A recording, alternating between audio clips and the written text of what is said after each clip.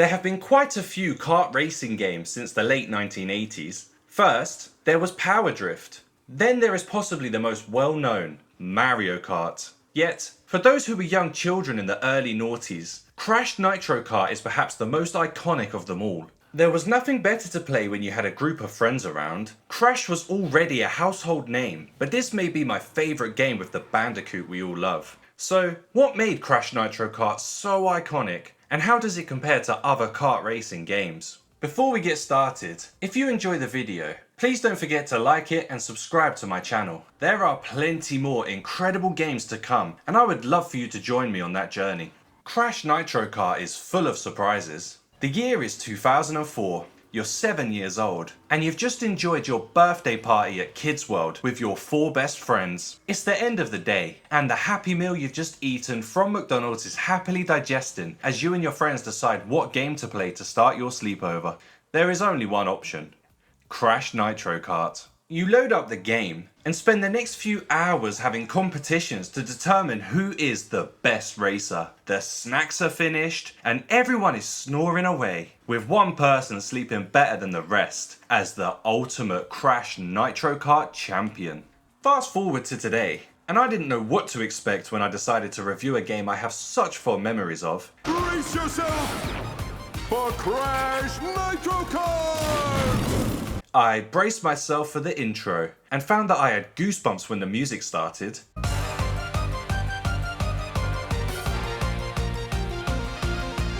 I planned to record a couple of races in the Cup Tournament mode because that was the mode I played most as a kid. So you can imagine my surprise when I noticed that the game has an adventure story. If you didn't want to play the adventure, then there are many other options. You can race in tournaments in single player, or create a custom tournament if there is a group with you. I had a decision to make about what area of the game I wanted to cover for my review. Excitedly, I clicked on the adventure option and chose my team. Team Bandicoot. A hologram of the face of Emperor Velo. X5I.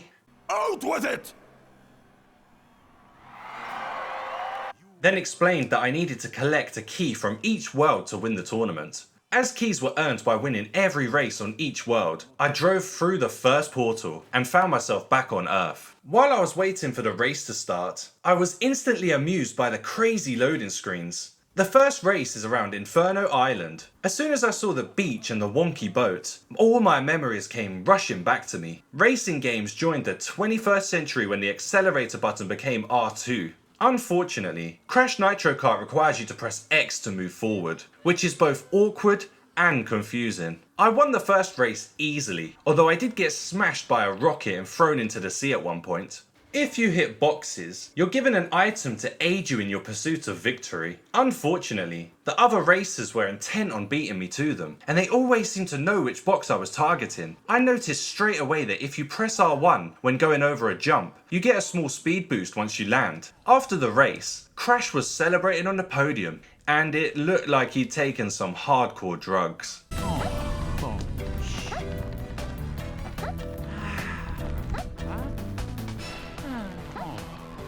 The next race was through the jungle, and it was an instant throwback. You can power slide by pressing R1, but that doesn't help you if there are some really tight bends to navigate. When I was younger, I had no idea what the fruit was for.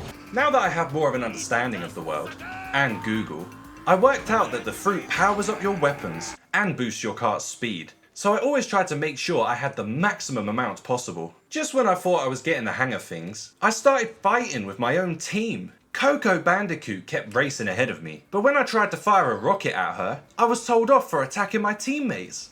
Do not attack your friends. Then I managed to place a TNT box on her head, but she raced alongside me and blew me up with it. At this point, I was starting to wonder whether I'd picked the right team, or whether I'm just not a team player. Emperor Velo then entrusted the alien Kunk to beat me, but I made light work of him. I hit him with my missile and overtook him to win the race. Many characters do speak in Crash Nitro Kart, but Crash isn't one of them. He just smiles and nods. After the ceremony, the first world was completed, and I had gained a single fan in the process.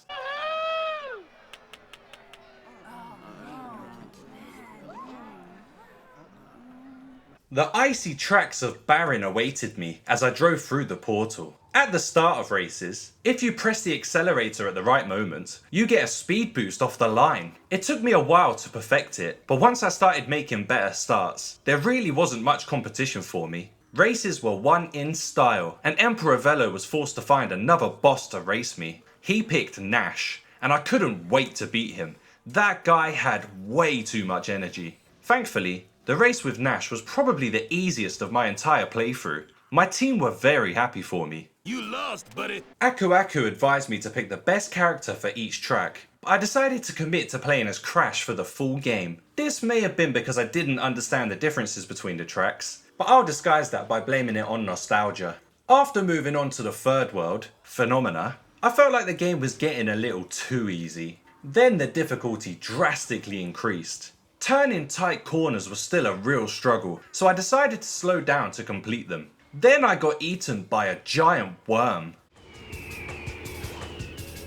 Even with all these challenges, I still won. Yet, I knew that more difficult races were to come. That was if I could find the races. I got lost in the menu for about 10 minutes before eventually finding my way.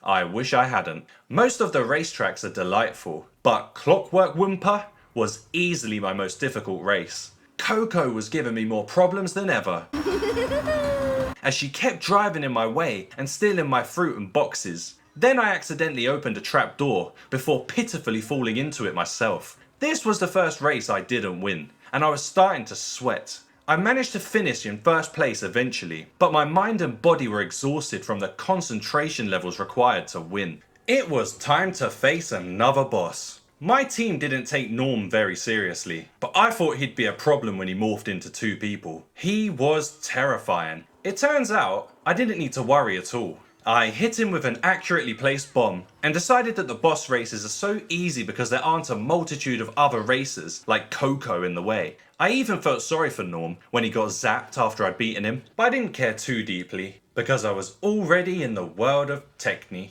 I felt like Baby Driver because I couldn't stop singing the soundtrack in my head while I was racing.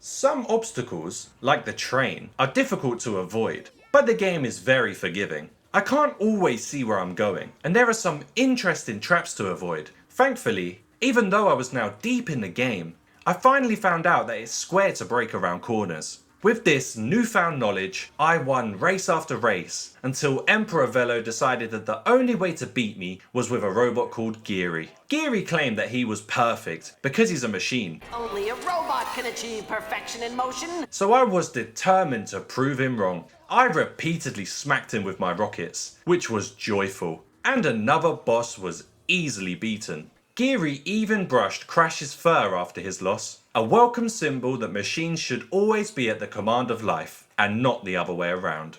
Emperor Velo had seen enough, and finally approached us in the flesh. He said he's the greatest racer in the galaxy. I never lose.